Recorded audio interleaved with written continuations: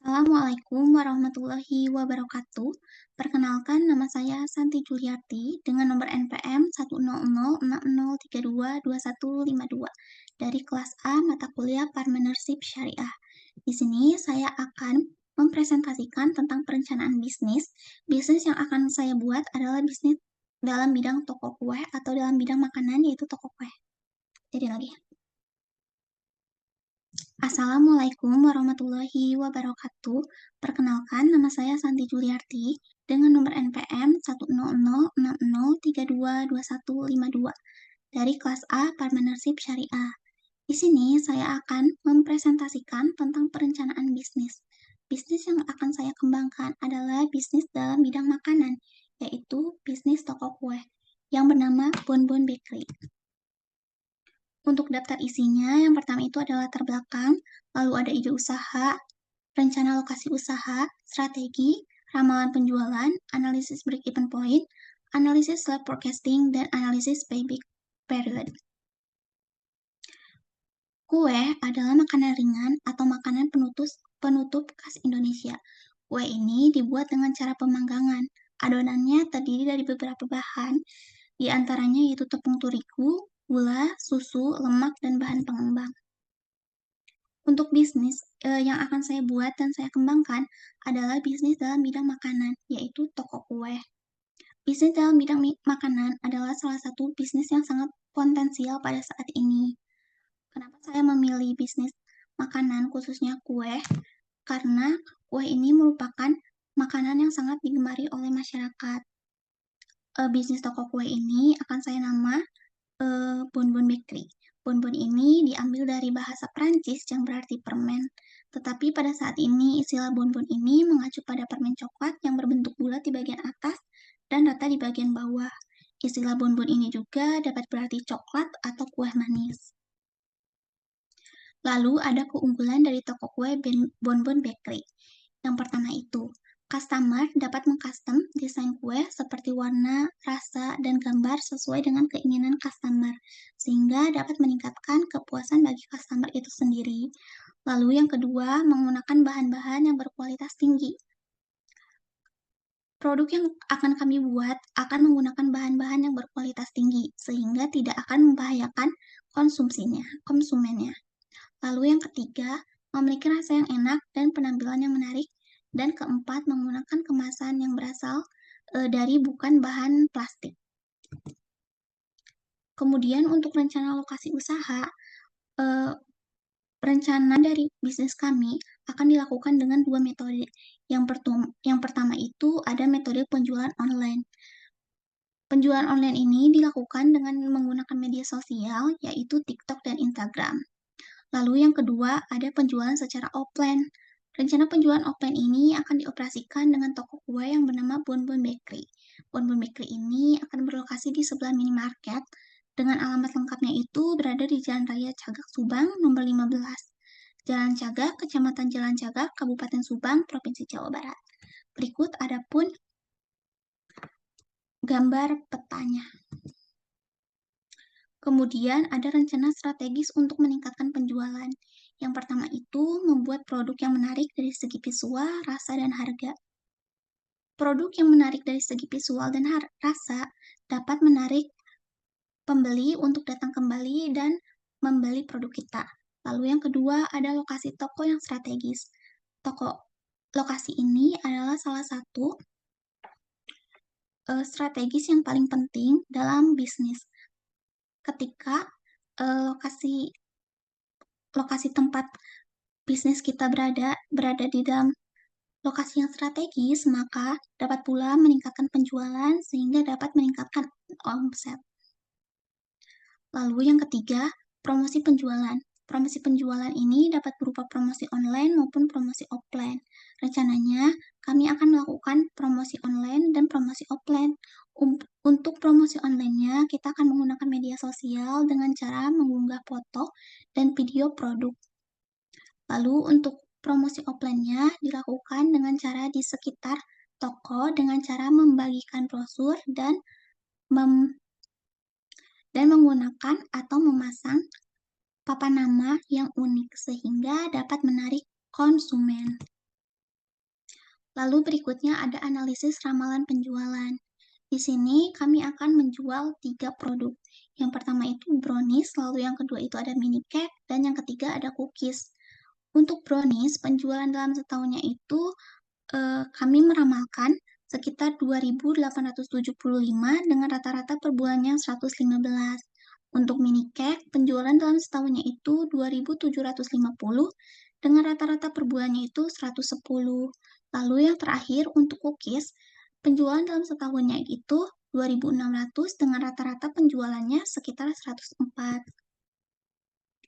Kemudian ada ramalan untuk harga.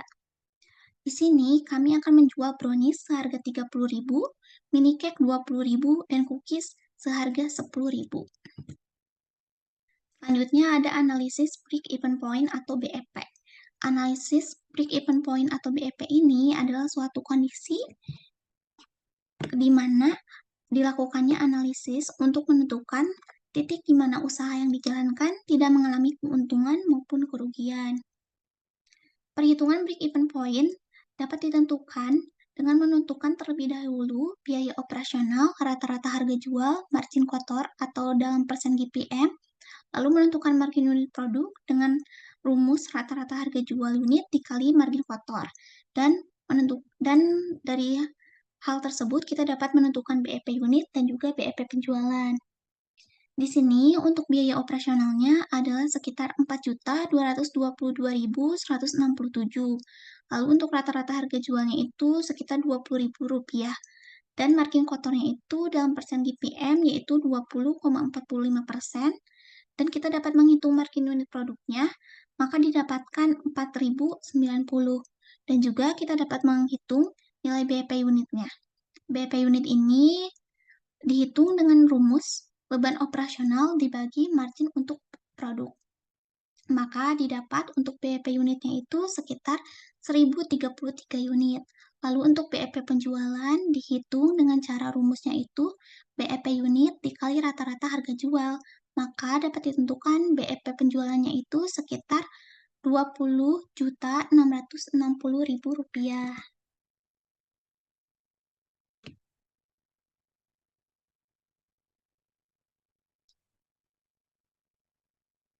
Analisis break-even point ini dapat dilakukan dengan menentukan terlebih dahulu biaya operasional dan menghitung margin yang diperoleh dari setiap satu unit produk. Untuk menghitung BEP, perlu juga diketahui terlebih dahulu berapa omset yang harus dicapai. Pada Bonbon Bakery ini, kami melakukan beberapa langkah terlebih dahulu untuk menentukan analisis break-even point. Yang pertama itu menentukan biaya operasional. Biaya operasional ini adalah biaya yang harus dikeluarkan secara rutin setiap bulan dalam rangka menjalankan usaha. Lalu yang kedua ada biaya investasi. Biaya investasi ini adalah biaya yang dikeluarkan untuk pengadaan fasilitas yang dibutuhkan sehingga bisnis dapat berjalan dan dapat menutup biaya operasional. Lalu yang ketiga ada biaya depresiasi. Biaya depresiasi ini adalah biaya yang tidak dikeluarkan langsung, melainkan ditabung dan dikumpulkan. Sehingga ketika aset sudah hampir habis masa manfaatnya, maka dapat diganti dengan aset yang serupa yang lebih baru. Di sini ada biaya operasional. Biaya operasional yang dikeluarkan dari toko kami yaitu berasal dari pengeluaran biaya listrik, air, transportasi, iuran wajib, gas, dan biaya lain-lainnya. Maka total biaya operasional dari toko Bonbon Bakery ini adalah sekitar Rp1.075.000. Kemudian untuk biaya investasinya sekitar Rp12.630.000.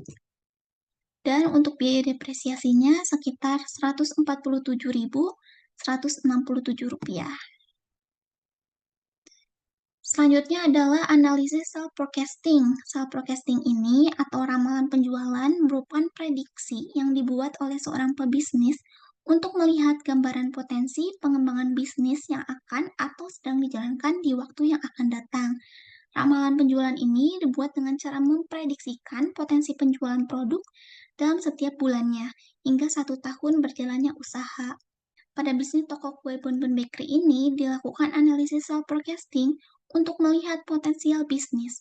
Self forecasting ini dibuat dengan beberapa komponen, di antaranya adalah total biaya investasi, basic cost, harga pokok penjualan, rencana pajak, penghasilan usaha, total pengeluaran usaha, dan nilai GPM. Berikut adalah analisis self forecasting dari bisnis kami, yaitu bisnis toko kue yang bernama Bonbon Bakery. Di sini terdapat total pendapatan pada tahun 1, pada tahun ke-1 hingga tahun ke-5. Terdapat juga total pajak penghasilan 0,5%, harga pokok penjualan atau HPP, persen HPP, gross margin, persen GPM, basic cost, net margin, dan juga persen net margin. Kemudian yang selanjutnya ada analisis payback period atau PBP. Payback period ini adalah periode atau lamanya waktu yang dibutuhkan oleh sebuah bisnis untuk mengembalikan seluruh nilai modal yang sudah dikeluarkan. PBP ini sering juga disebut sebagai periode pengambilan modal. Analisis payback period ini dilakukan pada toko kue bonbon bertujuan untuk menentukan waktu yang dibutuhkan untuk mengembalikan modal yang sudah dikembalikan. PBP ini akan diperoleh apabila usaha mampu menghasilkan keuntungan bersih yang dapat disimpan atau ditabung hingga mencapai jumlah modal yang telah dikeluarkan. Adapun rumus dari payback period adalah sebagai berikut.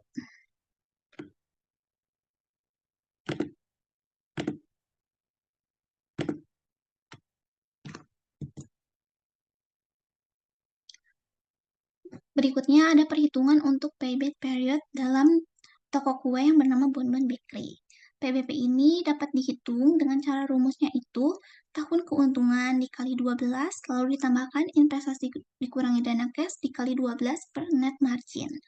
Untuk PBP per bulannya, di sini kita mendapatkan 36,02 bulan, atau dalam tahunnya itu sekitar 3 tahun 0,02 bulan. Maka dana yang dapat dikembalikan adalah sekitar 3 tahun 0,02 bulan.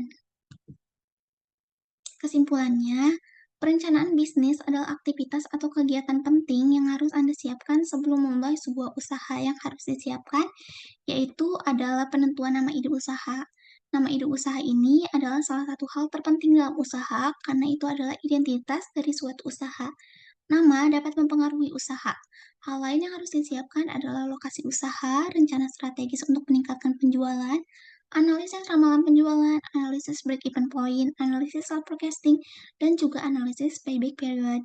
Dengan melakukan perencanaan bisnis, maka dapat melihat terlebih dahulu potensi suatu bisnis untuk berjalan. Sekian presentasi dari saya. Mohon maaf bila ada kesalahan. Wassalamualaikum warahmatullahi wabarakatuh.